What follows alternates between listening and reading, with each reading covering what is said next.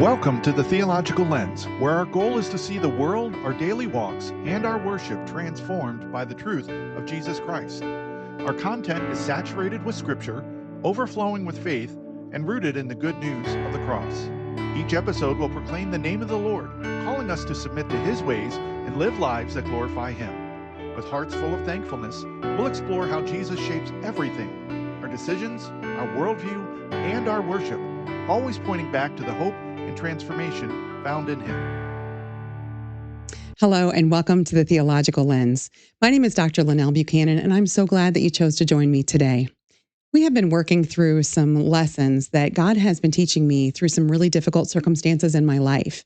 And I've wanted to share those with you because I hope that they're encouraging to you when you face those difficult kinds of situations as well.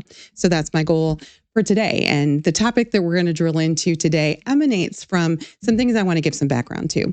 So I had the joy of teaching at the university level for 24 years, and often I was walking into a class and I was presenting somebody's theory about something. They had observed human nature, human behavior, and they had come to some level of hypothesis about why things happened the way that they happened. And they developed that into a theory that then got passed on and some point printed in a textbook. And today I want to start with a theory that's not in any textbook because it's a Buchanan theory. I don't have published research to back this up. It's just my observation of what I have seen in interactions. And that theory is that when we face overwhelming situations, that human beings tend to respond in one of two different ways. Some people in the middle of that heavy, heavy emotion, they respond with tears. Maybe they cry a lot. And other people, that might not be their response. They might actually get angry. And there might be a third group that does a little bit of both. They cry and they get angry and then they cry again. But I think stereotypically, most often we think of the person who's most likely to respond in the tears as probably a female. And the person who's most likely to respond in anger is maybe a male. And as I would work with college students and they had difficult things that they needed to discuss with their parents that we knew was going to build a lot of emotional response, I would ask them, how do you think your parents will respond? And most often they would think that their mom would respond in tears and their dad might respond with anger. And then we would prepare for how do you handle that emotion, that fraught moment in a way that's wisdom. And the truth is, I am probably not stereotypical when we think about that because I've always been so much more comfortable with anger than with a lot of tearfulness. I am very uncomfortable in moments that overwhelm me with just resorting to tears. It's not that I don't cry. And if you've been around the Theological Lens for long, you've seen me cry. I definitely get emotionally overwhelmed. But I have preferred anger. And I think I've preferred anger because for some twisted reason in the back of my mind, if I'm angry, it still feels like I'm exercising more control. And if I'm tearful, it feels like I don't have any control. I just really hate crying it. And I hate that feeling of not being in control, of not mastering the kind of situation. And the truth is, in my anger, I'm not sure that I actually am in control, but maybe it just feels like I've chosen that kind of response.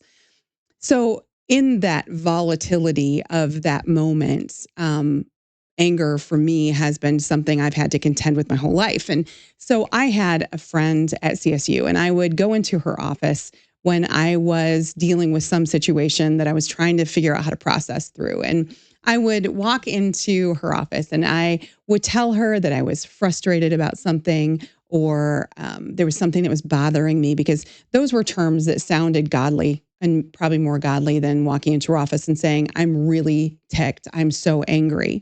But I remember one day as I was sharing frustrations with her, just frustrations, and kind of ranting a little bit, probably pacing around the office a little bit because I did that a lot. And she turned to me and she said, anger is often the result of blocked goals. And that was a mind-blowing statement for me. I hadn't thought about it in quite that way.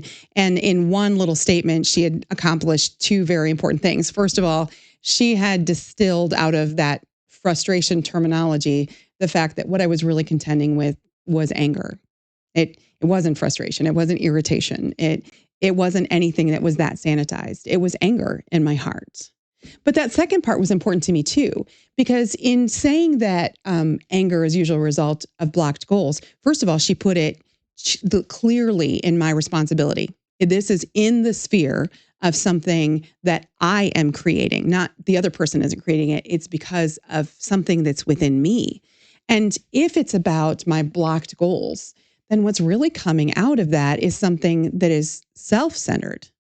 It's about what I desire in that moment. And selfishness is dangerous. Like selfishness and pride, I really do believe are the roots of the sins that emerge within our lives.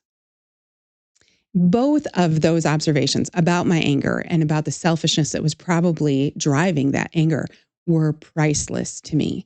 And by the way, if you do not have somebody in your life that will give you that kind of unfiltered feedback, you got to get one. I'm so grateful for the people who would speak direct truth into my hearts. They have given me so much, and for that I will forever be grateful. So get one of those. So I introduce all of that background about anger and how it is driven so often by our desires and people who get in the way of our desires, because anger is a very common response to moments where we are overwhelmed, where we're dealing with loss, where we're dealing with deep pain. And in fact, there's a theory that came from Elizabeth Kubler-Ross, and she said that there are 5 stages to loss and grief.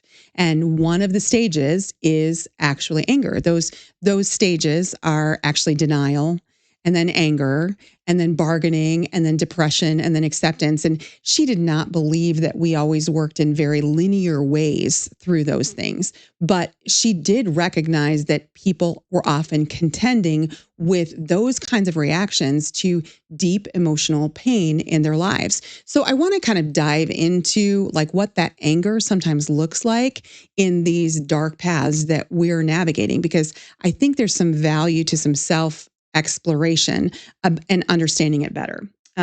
So she believed that anger emerges as a reaction to often perceived injustice or perceived unfairness or powerlessness that is caused by whatever the loss or disruption that we're facing within our life. And if you think about those words, injustice and powerlessness, unfairness, all of those are very much rooted in our perception of things, and our perception might not actually be accurate in those moments. But when we are feeling those things, then we often are responding with anger. And so it's really natural for the person who is going through a lot of pain to feel that frustration. They might feel resentful. They might feel actually rageful as they grapple with the reality of what they are experiencing in that moment. And this could look like a lot of different things to different people. It might look like a lot of emotional intensity. So individuals could be experiencing like irritability or bitterness or really intense emotions that they might rubber band back and forth from different responses.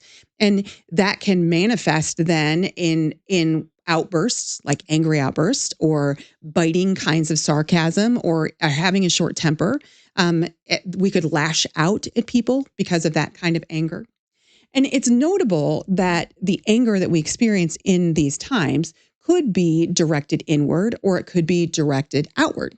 Some people will channel it towards themselves. They will create a self-blame kind of dynamic to it. And other people will find people outside of themselves who they can lay the responsibility for or the blame for what they're experiencing in their life. And all of that is because of this deep pain that we're experiencing, and our way of kind of protecting ourselves from that pain is to build this wall of anger.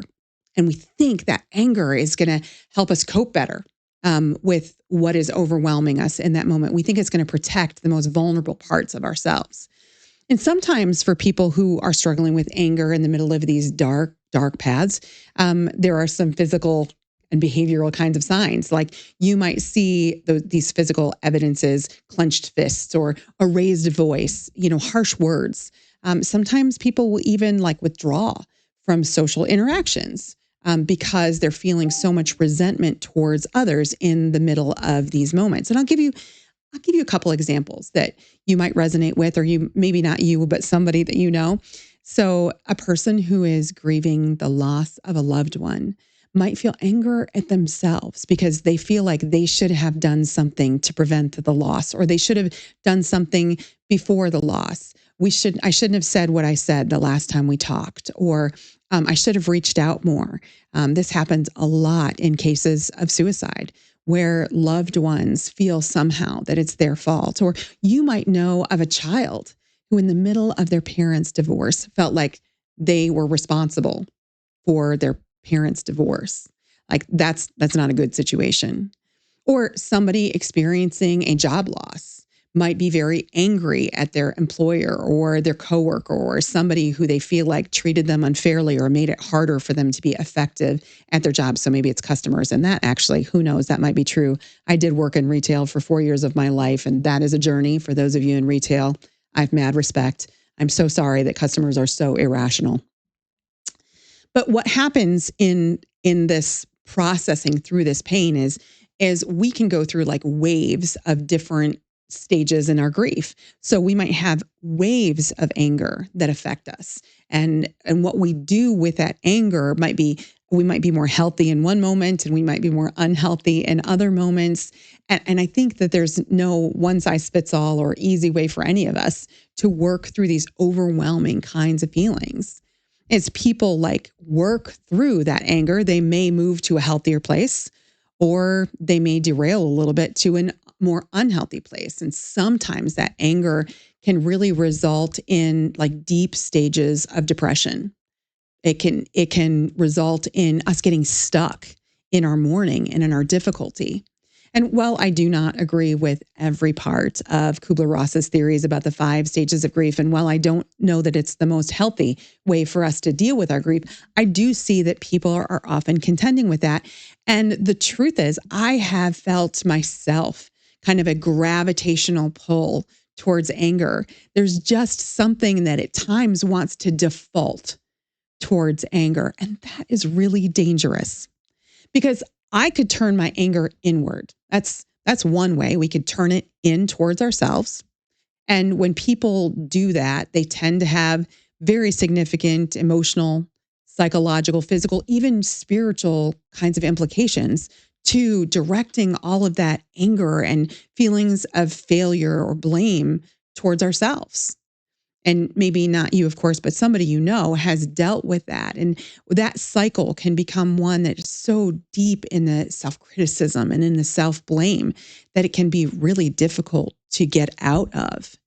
And if we were to think about some of the direct implications of those things, certainly that guilt and that self-blame can be such a trap. And if you blame yourselves for circumstances that are outside of your control, we would call that, by the way, false guilt. It's not something you're actually responsible for, but it's something you're taking the blame for. And certainly that false guilt is absolutely what's happening when somebody has lost a loved one to suicide and they think, I should have done something to prevent it. They're not the ones who made the choice, but they're taking that responsibility that shouldn't be theirs. And that child who feels like their parents' divorce is their fault, that's a false guilt. The adults in the room were responsible for their choices, and yet kids can internalize that. That's a very scary emotional trap for them. So all of that false guilt can create feelings of worthlessness, and that emotional pain can begin to build. And as it builds, that can morph into the depression and the sadness because there's a hopelessness. Some of those things aren't like fixable. And if it's my fault, whether or not it truly is or not, if I feel like it's my fault and it's something that I can't repair, it's something that's going to stay that way. Man, how do you keep going? That can be really devastating. And that can create, a low understanding of ourselves, of our own self-worth. We can then generalize into feelings that erode our self-confidence and our ability to do the jobs that God created in advance for us to do. And that's not a good outcome for it. And the truth is, if we internalize some of these things as merely a result of our own failures, whether or not that's rational, it can really devastate our productivity for the Lord. So that's got to be something that we're concerned about. And then there's an emotional suppression that can come when we're directing all of that anger internally, because sooner or later, we're not going to be able to contend with those emotions. And then it feels like it's easier to just try to shut them down. And that doesn't work the way that we think it will, but we somehow think that if we can become a little bit numb, if we can not interact with it, if we can ignore it, if we can bottle it up, then that's going to be the best outcome. And we probably should be aware that bottled up emotions tend to sooner or later explode. They're going to come out, and it feels safe in that moment, and then it will get drastically unsafe. There's even some physical effects, and there's a ton of research on this, that that anger that we've directed inwardly and we've bottled up can create a lot of stress-related kinds of symptoms. And it can be things like headaches and fatigue and ulcers and muscular tension and digestive issues. And there's all sorts of physical kinds of responses to that. And there's a spiritual dynamic to this as well.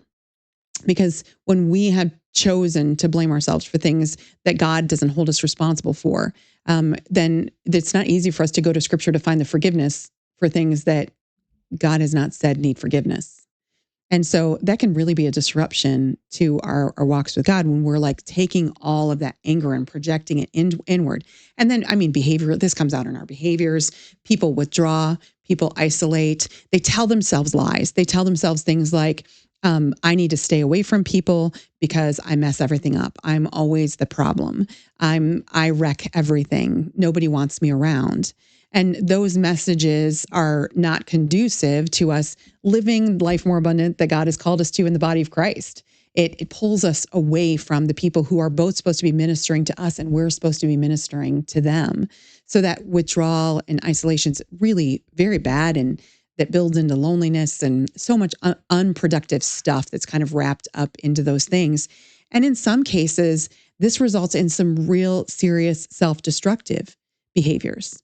There's a lot of people who navigate self-harm and suicidal ideation that at the heart of all of that is some false guilt, is some self-blame that really emanated from these angry kinds of places. And so now by punishing themselves or wishing they could punish themselves, they think that they will somehow find a salve or a coping mechanism for all of the pain that they're trying to navigate.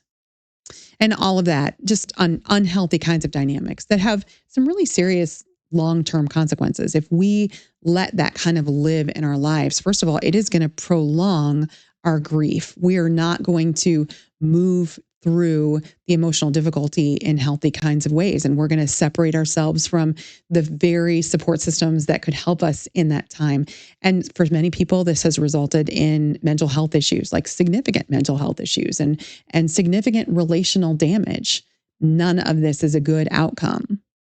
And I think when we actually examine a lot of issues related to mental health, that at far too many of those issues, there's a heart of anger that is kind of feeding into the challenges that they're facing. So we could direct it ourselves super duper unhealthy, or we could take that anger and we could direct it out at others. And what is definitely true is that when we are angry, that anger is going to leak onto other people. And maybe using the word leak isn't the best word. Maybe it really should be that anger is going to explode onto other people, because anger tends to be really volatile. It morphs into a blame and a resentment towards people that we see as maybe blocking those goals, people that are getting in the way of our plans, people that are derailing what should be. And that anger tends to be shot out indiscriminately. And that means it might actually land on somebody who has some level of responsibility, but it also might land on people who have, in truth, nothing to do with the actual problem. Those angry feelings that we're pouring onto those people might be patently unfair. And regardless of how much energy is behind the anger that we're projecting at others, maybe it's a deep bitterness in our hearts, or maybe it's something that's explosive and angry. Regardless, people are going to be seriously harmed. It might be us, it might be others, but there's going to be damage that comes from that. So we could project that anger at ourselves, we could project that anger at other people, or we could project that anger at God. And I think that so many times in times of just deep anguish and hurt, it's common for people to turn their anger towards God. I think this is often rooted in a sense of betrayal or injustice, a feeling that what should have happened isn't what happened, and what did happen shouldn't have happened. And somehow this is a violation of I don't know, something we're owed or entitled to. It's the violation of what is just and right.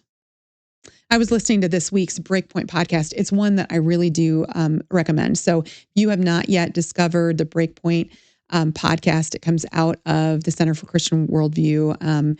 I really do recommend it. And this last week, they were talking about what happened in the flash flooding down in Texas with the girls from Camp Mystic. And so many young lives were lost in that flash flooding. And I can't imagine the pain for those parents.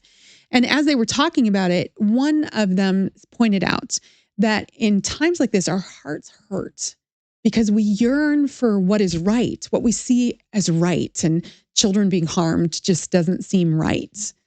We see the loss of children as something that absolutely should not be, and yet it was. And so something that should not be that then is something that happens, we have to figure out whose responsibility is that. And for those of us who believe in a sovereign God, then that very belief in a sovereign God can sometimes be what motivates this anger towards God. Because after all, he had the power to do something different. He let this happen. And all of that is something that, boy, I get, because I do have what has sometimes been referred to as an overdeveloped sense of justice. I'm really black and white about things that should happen and shouldn't happen. But I do recognize God's sovereignty. And because of that faith in God and his work in our world, his awareness of what's going on, his power to do something about it, then when hard things happen, I know he's in the midst of it. And if I have decided, maybe in a little bit of arrogance, that what has happened is something that should not be, it's not what is right, then it's very natural for that anger to get channeled at my God. After all, I feel like, I don't know, I've made up some implicit sense that God should promise us protection or promise us fairness or promise us good things the way we define good things, not the way he defines good things. And that means questions will pour out of our hearts. And those questions might be things like, why did God let this happen? And those natural questions can actually morph and cement into a toxic anger stemming from some perceived violation of trust from a good or just God. This creates an internal conflict between our emotions and our beliefs. And that might be something that leads us to a sense of injustice, maybe a sense that God has betrayed us. And when we then are feeling this anger that we've directed at God, now we feel bad about the fact that we're angry at God. So now there's a shame that gets wrapped up in all of that. Now there's maybe even a fear that what we have, that anger that's in our heart, is blasphemy, and it's going to result in God pouring out more judgment on us. And there's just a really scary kind of spiritual place. And I think for a lot of people, it's that very anger that's leading to deconstruction, leading to them to abandon doctrinal beliefs because for some reason, God violates their sense of right and wrong. For some believers, that's really a true existential crisis. It's how can I even believe this about God? How can I trust a God who lets things like this happen? How can he say he is God and say he is good, and yet these things happen? And that crisis of faith, that deconstruction, it could be a temporary thing. It could be a hiccup that we navigate as we go through hard times, or it could be something that's really serious that can absolutely derail us. And with all of that spiritual, all those spiritual questions, I think comes emotional turmoil from that, because the truth is, it is our spiritual relationship with God that can anchor us in times of difficulty. And if the difficulty has shaken our even understanding of God, shaken our theology related to him, shaken our communion with him, then now we are unanchored trying to go through these difficult times. And we can get, those distortions of his character more and more internalized into our faith. So whether or not your anger gets channeled internally towards yourself or externally onto other people, or it's something that ends up mixed up in your relationship with God, what I believe to be true is that this anger seems to only produce negative outcomes. I can't find the redeeming quality of the anger that emerges in these times of overwhelming pain. And maybe that is why God warned us about anger so many times in the scriptures. You are probably familiar with a lot of different verses. I mean, it's all over the Bible, Old Testament, New Testament.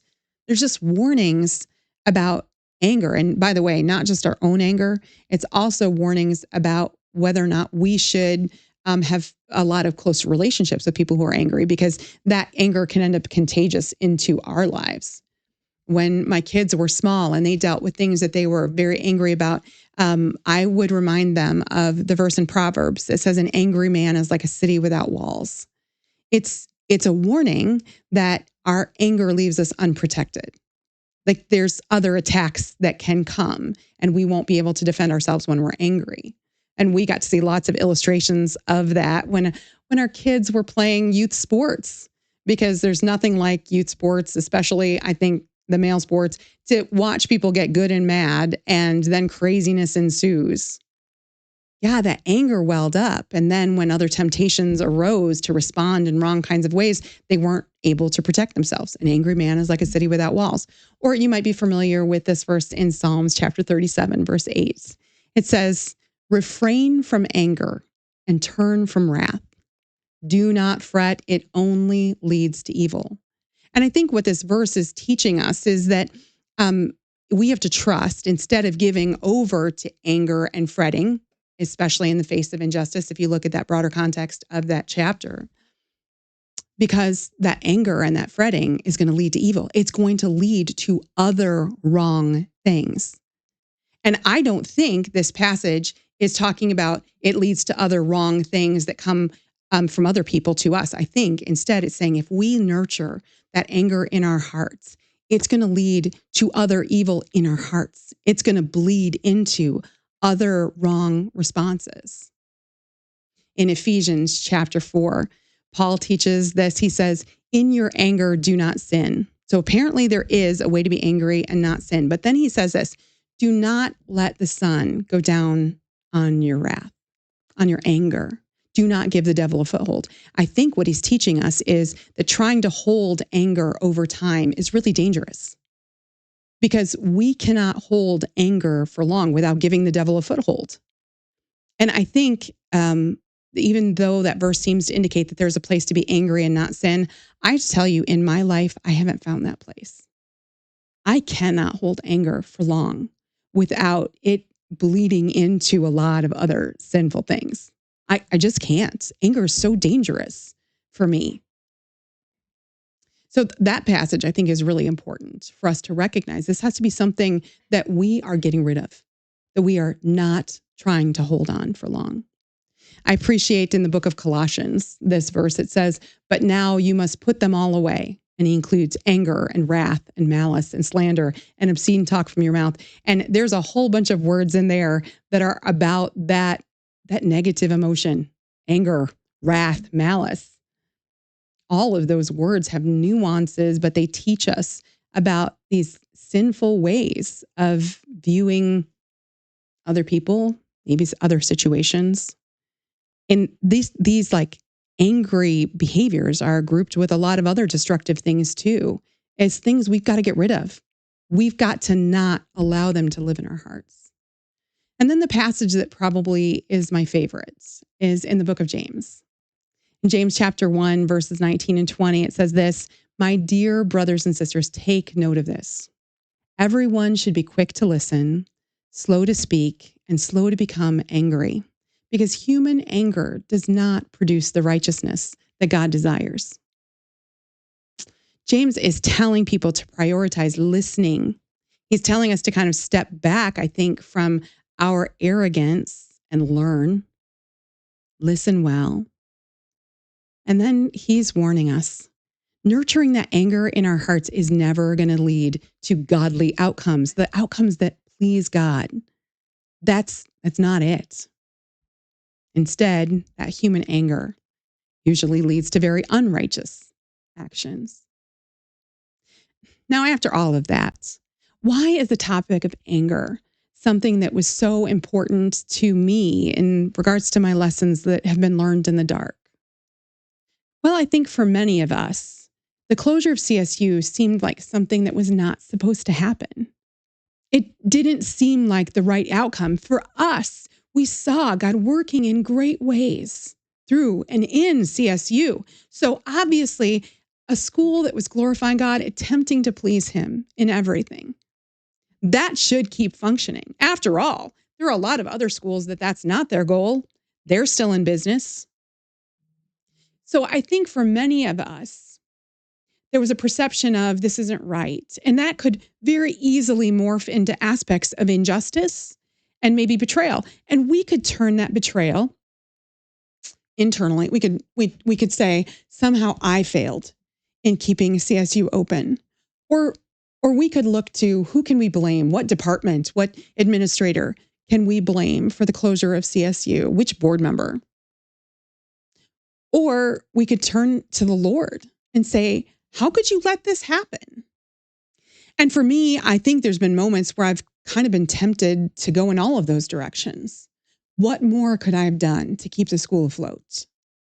And who wasn't pulling their weight? And also, God explained to me why other organizations that maybe aren't even close to doing the things that we were trying to accomplish for you get to continue functioning. In fact, I think it was this spring that I ended up down a crazy rabbit hole. You know, one of those nights where I was watching some videos on YouTube and this next video comes up recommended for me. And it was actually about a scandal related to a faith-based ministry. This is a Christian ministry. And it turns out that all of the money that they were getting people to give to the ministry, it seems like was just enriching their family and not serving the cause of Christ. And the more that I learned about that ministry, the more this sense of injustice welled up within me. Like, oh, they needed that kind of vacation. Oh, they needed a private jet. Oh, they needed $11 million in property. Like, why? Why was God allowing His money? It's His money to go to an organization where the people were enriching themselves and not seeming to devote those resources to the Lord. And I got to tell you, I could feel that that's pretty unjust because I promise you that nobody at CSU was getting rich. So Lord, couldn't you have given us that money instead of letting it be wasted and given in other directions? I mean, I found my heart over this last year pulled so many times to different kinds of responses. And I think it brings me back to that day in my dear friend's office when she said that anger is often the result of blocked goals, because I think those angry responses in me, what I was being pulled towards, were because I could see so many blocked goals. All of my professional goals, all of my career goals were wrapped up in CSU. My plans for my kids' education, I have 2 kids that still wanted to get through college. They planned to go to CSU. We had a path forward for them. The soul satisfying joy of my life and being a residence director in women's dormitory and discipling young women, that was wrapped up at CSU. So all of those plans that I had for my life, they've been blocked. Now I got to identify who blocked them so I can throw all my anger out at them. I can channel all of that pain into anger, and it might feel more productive than just experiencing the pain and loss and the tears and the overwhelming things. But it's not productive. Some have been very, very public with their angry criticism of recent decisions at CSU. But I mourned that tendency it evidenced that some wanted to conduct an autopsy and figure out the cause of death so that we could I don't know, identify who really messed up. Listen, I really do think that we should learn from situations like this.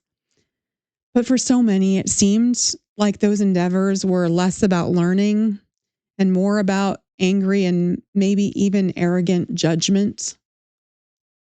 That's not productive. In the end, I think that we all would be a lot better off embracing God's commands to let go of our anger.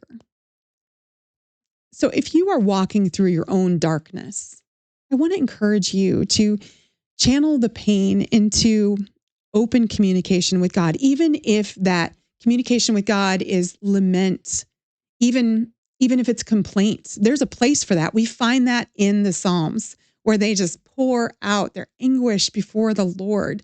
They, with great candor, they pour out their feelings of injustice. That's okay. But use it to commune with God instead of channeling that anger at yourself or at others or at God himself. Because the anger of man will never produce the righteousness that God requires. I hope that encourages you today. And if it did, if it was something that you learned something from, would you share it with others? Because we really want this to be a blessing as far and wide as God will use it. Have a great night. If you enjoyed what you just heard, we invite you to like the episode and, if possible, leave a positive review.